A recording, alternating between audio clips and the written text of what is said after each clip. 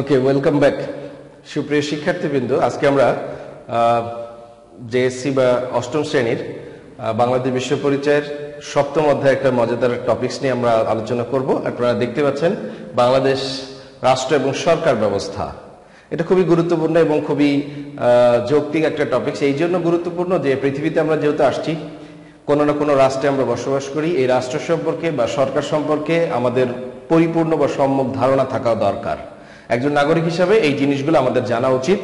এটা আপনার নাগরিকের দায়িত্ব এবং কর্তব্যের মধ্যে পড়ে। তো চলেন আমরা একটু রাষ্ট্র এবং সরকার ব্যবস্থা নিয়ে আলোচনা করব। তার আগে বলে আসি যে রাষ্ট্র নিয়ে সরকার নিয়ে আলোচনা করার আগে রাষ্ট্র সম্পর্কে একটা ধারণা নেওয়া দরকার। রাষ্ট্র হতে হলে 4টা গুণ বা বৈশিষ্ট্য থাকতে হবে। কয়টা গুণ? 4টা। 1 নম্বর বলেছে জনসমষ্টি, 2 বলেছে নির্দিষ্ট ভূখণ্ড, 3 সরকার, আর 4 আছে সার্বভৌমত্ব। তো আমাদের আজকের আলোচনার বিষয় হচ্ছে সরকার নিয়ে। এই 4টা যে গুণ বা বৈশিষ্ট্য আমরা দেখলাম রাষ্ট্র হওয়ার জন্য, এই 4টা গুণ বা বৈশিষ্ট্যের মধ্যে সবচেয়ে গুরুত্বপূর্ণ যেটা, সেটা হচ্ছে রাষ্ট্র। রাষ্ট্র সম্পর্কে আপনার কিংসলে ডেভিস বলেছেন যে আপনার রাষ্ট্র যদি হয় জীব দেহ, তাহলে সরকার হচ্ছে এটার মস্তিষ্ক স্বরূপ। সুতরাং রাষ্ট্রের জন্য সরকারটা খুবই গুরুত্বপূর্ণ একটা উপাদানের মধ্যে অন্যতম। এটা আমরা যখন ক্লাস 9-এ উঠবো তখন এটা নিয়ে আরো ডিটেলস আলোচনা করব। তবে আজকের আলোচ্য বিষয় হচ্ছে সরকার নিয়ে এবং রাষ্ট্র ব্যবস্থা নিয়ে আলোচনা করতে হবে। তো রাষ্ট্র ব্যবস্থার মধ্যে সরকারটা একটা অন্যতম উপাদান। আমরা 4টা উপাদানের মধ্যে একটা উপাদান হিসেবে দেখলাম। তো চলেন আমরা আজকে রাষ্ট্র সম্পর্কে ধারণা নেওয়ার জন্য সরকার সম্পর্কে ডিটেলস আলোচনা করব। সরকার সম্পর্কে জানতে হলে আমরা বলে দিয়েছি যে রাষ্ট্রের একটা অন্যতম অপরিহার্য উপাদান হচ্ছে সরকার।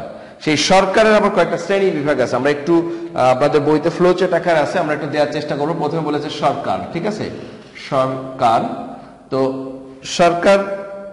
সরকার মূলত 2টা ভাগে বিভক্ত। 2টা ভাগে বিভক্ত বলতে আসলে দেখেন, একটা হচ্ছে গণতন্ত্র, আরেকটা হচ্ছে একনায়কতন্ত্র। একনায়কতন্ত্র,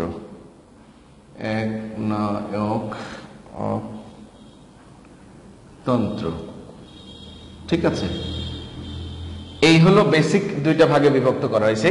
একটা হচ্ছে গণতন্ত্র, আরেকটা হচ্ছে একনায়কতন্ত্র। একনায়কতন্ত্রের কোনো শাখা প্রশাখা নেই, অর্থাৎ যিনি রাজা তার পরিবারই রাজা হবেন, এটা আমরা জানি রাজতন্ত্রে যেটা হয়ে থাকে আর কি। তো আসেন গণতন্ত্রের অনেকগুলো সেপারেশন আছে। গণতন্ত্র আবার 2টা ভাগে বিভক্ত করা হয়েছে। 2টা ভাগ কি কি? প্রথম বলেছে দেখেন যে নিয়মতান্ত্রিক রাজতন্ত্র, এর মধ্যে আবার রাজতন্ত্র আছে। নিয়মতান্ত্রিক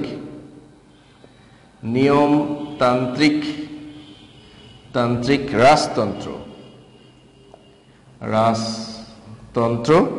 আর এটা হচ্ছে প্রজাতন্ত্র, রাইট? আচ্ছা, এটা গেল 2টা ভাগে বিভক্ত। গণতন্ত্র তো আমরা বুঝি যেখানে জনগণই সর্বা, জনগণের ভোটেই আপনার হচ্ছে যে সরকার বা আপনার হচ্ছে যে একটা রাষ্ট্রের পরিচালনা পর্ষদ গঠিত হয়। তো সেটাই হলো আসলে গণতন্ত্র। গণতন্ত্র 2টা ভাগে বিভক্ত বলেছে, নিয়মতান্ত্রিক রাজতন্ত্র আর একটা হচ্ছে প্রজাতন্ত্র। এখন নিয়মতান্ত্রিক রাজতন্ত্র কোনগুলা? যেগুলোতে একসময় রাজারা শাসন করতো বাট এখন আর করে না, সেই রকম জায়গাগুলোকে নিয়মতান্ত্রিক রাজতন্ত্র বলা হয়। যেমন আমি আপনাকে বলতে পারি, আমরা যদি ইংল্যান্ডের দিকে তাকাই, ইংল্যান্ডে কিন্তু এখনো রাজা রানী আছে, কিন্তু অ্যাকচুয়ালি রাষ্ট্রটা পরিচালনা করে কিন্তু আপনার হচ্ছে যে এই আমাদের মতো গণতান্ত্রিক ধারা, অর্থাৎ প্রধানমন্ত্রী। তো প্রজাতন্ত্র বলতে যেটা বোঝায় আপনার হচ্ছে যে আমাদের যে দেশগুলা, আমরা যেমন প্রজাতন্ত্র, আমাদের সাংবিধানিক নামও কিন্তু গণপ্রজাতন্ত্রী বাংলাদেশ সরকার। আপনারা জানেন বাংলাদেশ সরকারের সাংবিধানিক বা আপনার হচ্ছে যে প্রাতিষ্ঠানিক বা আপনার হচ্ছে যে কি বলে এটাকে, বৈধ যেইভাবে নামকরণ করা হয় আর কি, সেটা করা আছে। তো দেখেন নিয়মতান্ত্রিক রাজতন্ত্র বলতে যেটা বোঝাচ্ছে যে যেখানে এখনো রাজাদের একটা ফর্মালিটিস আছে। এরকম বিশ্বে কয়েকটা দেশ আছে, এর মধ্যে আপনার হচ্ছে আমরা আপনার হচ্ছে যুক্তরাজ্য যেটাকে বলা হয়ে থাকে, ইংল্যান্ড যেটাকে আমরা বলে থাকি, সেটা হচ্ছে যে নিয়মতান্ত্রিক রাজতন্ত্রের মধ্যে। ওখানে ফর্মালি এখনো রাজা রানীর প্রচলনটা আছে, ঠিক আছে? এইটা গেল আপনার হচ্ছে যে রাজতন্ত্র। এবার আসেন এদেরও আবার 2টা ভাগে বিভক্ত আছে। এরাও 2টা ভাগে বিভক্ত। 2টা ভাগে বিভক্ত বলতে একটা হচ্ছে যে আপনার যুক্তরাষ্ট্রীয়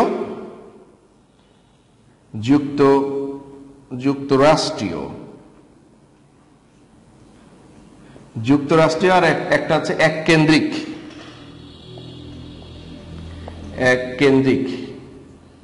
ঠিক আছে।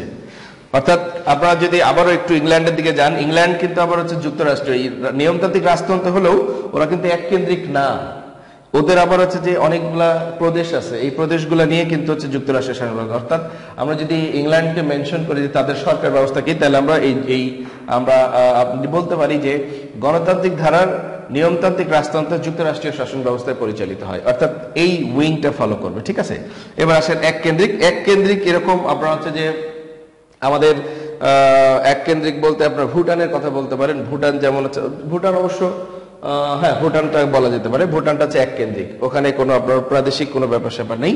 এবার আসেন হচ্ছে যে প্রজাতন্ত্রটা আবার কিন্তু দুইটা ভাগে বিভক্ত। প্রজাতন্ত্রটা আবার হচ্ছে কয় ভাগে বিভক্ত বলেছেন? 2 ভাগে বিভক্ত। ঠিক আছে, প্রজাতন্ত্র আবার 2 ভাগে বিভক্ত। এখানে বলেছে দেখেন, একটা হচ্ছে সংসদীয় সরকার,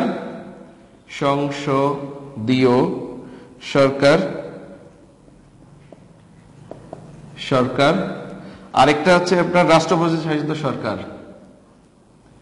রাষ্ট্রপতি শাসিত সরকার। আমরা কিছুক্ষণ আগে বলেছি যে আমরা কিন্তু প্রজাতন্ত্রের, আমাদের উইংটা হচ্ছে সরকার, গণতন্ত্র, তারপরে প্রজাতন্ত্র আসে। এখন প্রজাতন্ত্রের আবার দেখলাম 2টা ভাগে বিভক্ত, একটা সংসদীয় সরকার আর একটা রাষ্ট্রপতি শাসিত সরকার। তাহলে আমরা কোনটার মধ্যে আছি? আমরা আসলে সংসদীয় সরকার ব্যবস্থার মধ্যে আছি, কারণ আমরা নির্বাচিত করি পার্লামেন্ট, মেম্বার অফ পার্লামেন্ট, অর্থাৎ এমপি মানে কি? সংসদ সদস্য যাদেরকে বলা হয় থাকে। আমরা কিন্তু সংসদ সদস্য সিলেক্ট করে থাকি, আমরা প্রধানমন্ত্রী নির্বাচন করি না, আমরা নির্বাচন করি সংসদের সদস্য বা আপনার হচ্ছে এমপি যাদেরকে বলে থাকি। এই এমপি থেকে একজন প্রধানমন্ত্রী হন।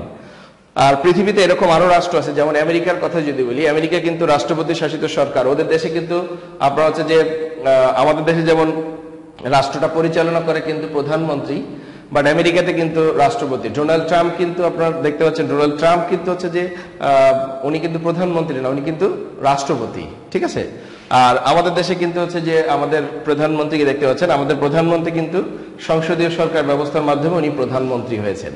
তো এই গেল মোটামুটি প্রজাতন্ত্রের 2টা সেকশন। এখানে আবার আরো একটা সেপারেশন আছে, সেটা হচ্ছে যে দেখেন যে এইগুলোর আবার 2টা করে উইং আছে, একটা হচ্ছে যে যুক্তরাষ্ট্রীয়, একটা এককেন্দ্রিক। এগুলোর আবার হচ্ছে যে 2টা ভাগে বিভক্ত, একটা বলেছে যুক্তরাষ্ট্রীয়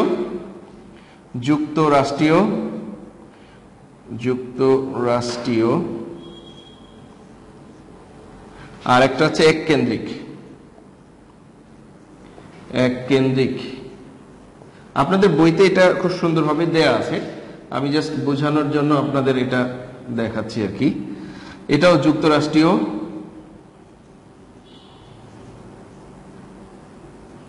আর এককেন্দ্রিক। ঠিক আছে, এখন আসেন আমরা দেখলাম যে আমাদের সরকার ব্যবস্থা কিন্তু হচ্ছে যে সংসদীয় সরকার ব্যবস্থা, তাই না? সংসদীয় সরকার ব্যবস্থার উপর 2টা ভাগ দেখলাম, একটা যুক্তরাষ্ট্রীয় আর একটা এককেন্দ্রিক। আমাদেরটা কোনটা? আমাদেরটা কিন্তু এককেন্দ্রিক। তাহলে যুক্তরাষ্ট্রীয় কোনটা? আমাদের পাশের রাষ্ট্র ভারত, অর্থাৎ ভারতে কিন্তু যুক্তরাষ্ট্রীয়। কারণটা খুব সহজভাবে বলি, ভারতে কিন্তু আমাদের দেশে কিন্তু প্রদেশ নাই। প্রদেশ বুঝেন তো? ভারতে যেমন হচ্ছে যে আপনার দিল্লি একটা প্রদেশ, আপনার মুম্বাই একটা প্রদেশ, এই যে কলকাতার একটা প্রদেশ। আমাদের দেশে এরকম কোন প্রদেশ আছে? নাই। সুতরাং ওদের দেশটা কিন্তু আপনার প্রাদেশিক শাসন বিদ্যমান, প্রাদেশিক শাসন যে জায়গাগুলোতে বিদ্যমান সেগুলো কিন্তু যুক্তরাষ্ট্রীয় শাসন ব্যবস্থা পরিচালিত হবে। আর আমাদের দেশ কিন্তু একটাই দেশ, আমাদের দেশে কিন্তু আলাদা আলাদা প্রদেশ বা আলাদা সেপারেশন কোনো এলাকা নেই। সুতরাং আমরা কিন্তু এককেন্দ্রিক। আসেন, এটা রাষ্ট্রপতি শাসিত সরকার। রাষ্ট্রপতি শাসিত সরকার আমরা আমেরিকার কথা বলেছি, আমেরিকাটা কিন্তু যুক্তরাষ্ট্রীয়, কারণ আমেরিকাতে 55টা, আমি যদি ভুল না করে থাকি 55টা অঙ্গরাজ্য আছে। 55টা অঙ্গরাজ্য নিয়ে তাদের এই আমেরিকা বা মার্কিন যুক্তরাষ্ট্র বলা হয়ে থাকে। এটা এরকম আপনার হচ্ছে যে এককেন্দ্রিক শাসিত রাষ্ট্র ব্যবস্থা, যেমন আপনি যদি বলেন দক্ষিণ কোরিয়ার কথা বলেন, এটা কিন্তু আপনার রাষ্ট্রপতি শাসিত সরকার, কিন্তু হচ্ছে এককেন্দ্রিক। তারপর আপনার হচ্ছে যেমন সিঙ্গাপুরের কথা বলেন, সিঙ্গাপুর ওরাও কিন্তু হচ্ছে যে রাষ্ট্রপতি শাসিত সরকার, কিন্তু এককেন্দ্রিক সরকার আর কি। তো মোটামুটি এই ডায়াগ্রামটা ছিল এরকম যে সরকার বেসিক্যালি 2টা ভাগে বিভক্ত, একটা গণতান্ত্রিক আর একটা একনায়কতন্ত্র। একনায়কতন্ত্রের কোনো শাখা বা প্রশাখা নেই। আমরা জানি সৌদি আরবে তারাই রাজা হবে যারা ওই রাজাদের পরিবারই কিন্তু রাজা হবে, সুতরাং ওদের আর কোনো শাখা প্রশাখার মামলা নেই। এটা আসলে ইসলাম আসলে এই ধরনের এক না একতন্ত্রকে খুব একটা পছন্দ করে না। এনিওয়ে আসেন এবার হচ্ছে যে গণতন্ত্রে বলেছে, গণতন্ত্রের দুইটা ভাগে আমরা দেখলাম, একটা হচ্ছে নিয়মতান্ত্রিক রাজতন্ত্র আর একটা হচ্ছে প্রজাতন্ত্র। একটা নিয়মতান্ত্রিক রাজতন্ত্র আর একটা প্রজাতন্ত্র। নিয়মতান্ত্রিক রাজতন্ত্র যেটা, নিয়মতান্ত্রিক রাজতন্ত্র বলতে রাজাদের ওই সিস্টেমটাকে কিছুটা ধরে রেখেছে আর কি সম্মানের জন্য, যেটা আমরা দেখলাম যে এইটার আবার দুইটা ভাগে বিভক্ত আছে, যুক্তরাষ্ট্রীয় এবং এককেন্দ্রিক। আমরা এরকম রাষ্ট্রের কথা বলেছি যে ইংল্যান্ডের কথা বলেছি, ঠিক আছে। ইংল্যান্ড হচ্ছে নিয়মতান্ত্রিক রাজতন্ত্রের মধ্যে পড়ে। ওরা আবার আপনার অনেকগুলো রাজ্য নিয়ে কিন্তু ইংল্যান্ড আপনার হচ্ছে যে একসাথে থাকে, এই জন্য ওদেরটা হচ্ছে নিয়মতান্ত্রিক রাজতন্ত্রের যুক্তরাষ্ট্রীয় শাসন ব্যবস্থা, ওকে। আর এক কেন্দ্রিকটা হচ্ছে যে যেখানে অনেকগুলো প্রদেশ নেই বাট নিয়মতান্ত্রিক রাজতন্ত্র বিদ্যমান, সেটাকে আসলে এক কেন্দ্রিক, যেমন আমরা ভুটানের কথা বলেছি। আসলে এবার প্রজাতন্ত্র, প্রজাতন্ত্র আবার দুইটা ভাগে বিভক্ত, সংসদীয় সরকার আর রাষ্ট্রপতি শাসিত সরকার। সংসদীয় সরকারটা হচ্ছে আমাদেরটার মধ্যে এখানে আবার আরেকটা ভাগে বিভক্ত আছে, সেটা হচ্ছে যুক্তরাষ্ট্রীয় এক কেন্দ্রিক। আমরা কিন্তু ছিল এক কেন্দ্রিক, কারণ আমাদের দেশে কোনো প্রদেশ নেই।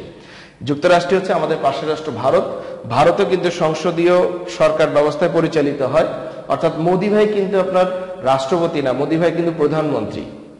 হ্যাঁ, তাদের রাষ্ট্রপতি কিন্তু আলাদা আছেন। এর আগে আপনার এক ভদ্রলোক ছিলেন, আমরা জানি এপিজে আবুল কালাম আজাদ, উনিও ছিলেন। তারপরে আপনার হচ্ছে যে এক বাঙালি ভদ্রলোক, ওনার নামটা আমি এই মুহূর্তে ভুলে গেলাম, এই ভদ্রলোক হচ্ছে যে রাষ্ট্রপতি ছিলেন। তো এখন যিনি আছেন ইনি আছেন কেরালার মুখ্যমন্ত্রী ছিলেন। এই ভদ্রলোকের নামটা একটু জটিল, ঠিক আছে, আপনারা দেখতে পাচ্ছেন। হ্যাঁ, এই ভদ্রলোক হচ্ছে যে এখন এই মুহূর্তে আপনার ভারতের রাষ্ট্রপতি হিসেবে আছেন, বাট নরেন্দ্র মোদী কিন্তু ভারতের রাষ্ট্রপতি না, উনি প্রধানমন্ত্রী, ঠিক আছে। আচ্ছা, তো সংসদীয় সরকার ব্যবস্থা, যুক্তরাষ্ট্রের শাসন ব্যবস্থা হচ্ছে ভারতে বিদ্যমান। এরপরে আসেন আমাদেরটা আছে এক কেন্দ্রিক, আমাদের দেশে কোনো প্রদেশটা আমরা আগেই বলেছি, এই জন্য আমাদের একটা কেন্দ্রিক এবং আমাদের রাষ্ট্রপতি একজন, আমাদের প্রধানমন্ত্রী একজন। যদিও এই সিস্টেমে আসলে একজনই প্রধানমন্ত্রী এবং একজনই রাষ্ট্রপতি থাকবে, যতগুলো প্রদেশ থাক আর প্রদেশ না থাক একই হলেও একই অবস্থা দাঁড়াবে। আসেন রাষ্ট্রপতি শাসিত সরকার ব্যবস্থা, এইখানে হচ্ছে যে আপনার হচ্ছে যে যেমন আমরা আমেরিকার কথা বলেছি, আমেরিকা কিন্তু আসলে নির্বাচিত হয় কিন্তু রাষ্ট্রপতি নির্বাচিত হয়, প্রধানমন্ত্রী না, বা মেম্বার অফ পার্লামেন্ট না, কিন্তু তাদের হচ্ছে রাষ্ট্রপতি সংখ্যার ভিত্তিতে রাষ্ট্রপতিকে নির্বাচন করা হয়। ডোনাল্ড ট্রাম্প কিন্তু সেক্ষেত্রে একজন রাষ্ট্রপতি, কিন্তু প্রধানমন্ত্রী না। তো দেখেন এখানে তাদেরও দুইটা ভাগে বিভক্ত, যুক্তরাষ্ট্রীয় আর হচ্ছে যে আরেকটা হচ্ছে এক কেন্দ্রিক, ঠিক আছে। তো এই ছিল মোটামুটি আপনার হচ্ছে যে একটা সরকারি স্ট্রাকচার বা কাঠামো। এই সরকার বা স্ট্রাকচারের কাঠামোগুলো আমরা আপনাদের বইতে যদিও এগুলো আরেকটু ডিটেলস সুন্দরভাবে বলা আছে, আপনারা এটা দেখে নিতে পারেন। আমি একটু আলোচনার স্বার্থে আমি দেখানোর চেষ্টা করেছি। এবার আসেন বাংলাদেশের সরকার পদ্ধতি নিয়ে কথা বলেছে। বাংলাদেশের সরকার পদ্ধতি, আমাদের দেশের সরকার পদ্ধতি আমরা আগেই বলেছি যে আমাদের পদ্ধতিটা হচ্ছে যে আমরা প্রজাতান্ত্রিক সংসদীয় এক কেন্দ্রিক রাষ্ট্র সরকার। এই জন্য আমাদের সাংবিধানিক নাম বা আপনার যে বৈধ বা কাগজপত্রের নাম যেটাকে বলা হয়ে থাকে সেটা হচ্ছে গণপ্রজাতন্ত্রী বাংলাদেশ সরকার। গণপ্রজাতন্ত্রী বাংলাদেশ সরকার। তো দেখেন আমাদের দেশের সরকার পদ্ধতিতে আসলে চারটি মূল নীতি বা মূল বেসিসের উপর ভিত্তি করে বাংলাদেশ সরকার গঠন করা হয়েছে। এই মূল নীতি বা এই ভিত্তি চারটা হচ্ছে, মূলনীতি হচ্ছে জাতীয়তাবাদ, এক নম্বর হচ্ছে জাতীয়তাবাদ, 2 সমাজতন্ত্র, 3 গণতন্ত্র, 4 ধর্মনিরপেক্ষতা। এটা নিয়ে একটু বলি। জাতীয়তাবাদ বলতে বোঝায় যে সকল শ্রেণী বা সকল জাতি ধর্ম নির্বিশেষে আমরা একমত বা ঐক্যবদ্ধ হয়ে বসবাস করাটাকে জাতীয়তাবাদ বলা হয়। আমাদের দেশে বিভিন্ন ধর্মের মানুষ আছে, বিভিন্ন রকম মানুষ আছে, সব মিলিয়ে আমাদের একটা জাতীয়তাবাদ, বাঙালি জাতি আমরা। সমাজতন্ত্র বলতে আসলে আমাদের সমাজ ব্যবস্থায় সকলের সমান অধিকারের কথা বলা হচ্ছে, সবাই সমান অধিকার বা সমান সুযোগ সুবিধা ভোগ করবে, এটা আসলে সমাজতন্ত্র। গণতন্ত্র আমরা জানি যেখানে সবার ব্যক্তি স্বাধীনতা আছে, প্রত্যেকটা নাগরিক হিসেবে আমরা আমাদের পূর্ণ স্বাধীনতা ভোগ করতে পারি, সেটাকে আসলে গণতন্ত্র বলা হচ্ছে। নিরপেক্ষতা বলতে যেটা বোঝানো হচ্ছে যে ধর্মনিরপেক্ষতাটা হচ্ছে যে এখানে সকল ধর্মের মানুষ সমানভাবে তাদের ধর্ম পালন করতে পারবে। যদিও রাষ্ট্র ধর্ম ইসলামকে গুরুত্ব দেওয়া হয়েছে, তারপরেও এরপরেও বলা হয়েছে যে এর বাইরেও সকলে তার স্ব অবস্থান থেকে নিজের ধর্ম মত দর্শন পালন করতে পারে। বাংলাদেশে এরকম কোনো বিধি নিষেধ নেই যে আপনি হিন্দু মানুষ আপনি থাকতে পারবেন না, আপনি বৌদ্ধ আমার দেশে থাকতে পারবেন না, আপনি খ্রিস্টান, এরকম না। বাংলাদেশ সবচেয়ে সুন্দর একটা রোল মডেল হতে পারে ধর্ম নিরপেক্ষতার। হ্যাঁ, সেই দিক দিয়ে বিশ্বের মধ্যে আমরা আসলেই এই ধর্মীয় ব্যাপারে আমরা যথেষ্ট সবাই সবার প্রতি সহনশীল আর কি। তো এটা ছিল আপনার আমাদের রাষ্ট্র গঠনের মূল নীতি। এবার আসেন বাংলাদেশের সংবিধানের বৈশিষ্ট্য। সংবিধান বৈশিষ্ট্য বোঝার আগে সংবিধান জিনিসটা আসলে কি এটা সম্পর্কে একটু ধারণা নেওয়া দরকার আমাদের। আমরা তার আগে একটু মিশাই দিই।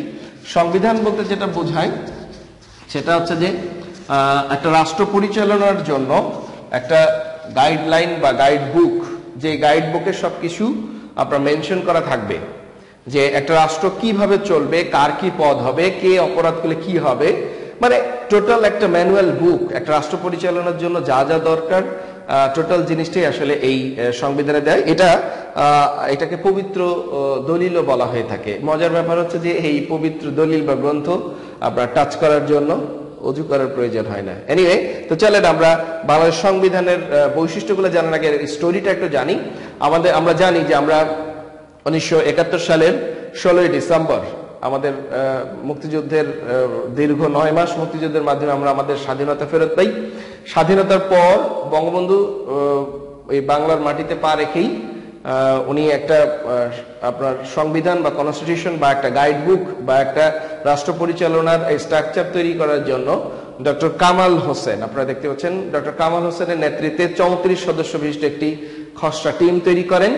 এই খসড়া একটা কমিটি তৈরি করেন। এই কমিটিকে তাদের একটা খসড়া সংবিধান প্রণয়নের জন্য তাদের দুইটা দেশে প্রেরণ করা হয়। এক হচ্ছে যে ভারতে, দুই হচ্ছে ইংল্যান্ডে। আমাদের সংবিধানটা কিন্তু এই দুইটা দেশের সংবিধান থেকে কপি করা, সহজ কথা যদি বলি, ঠিক আছে, সংমিশ্রণে করা।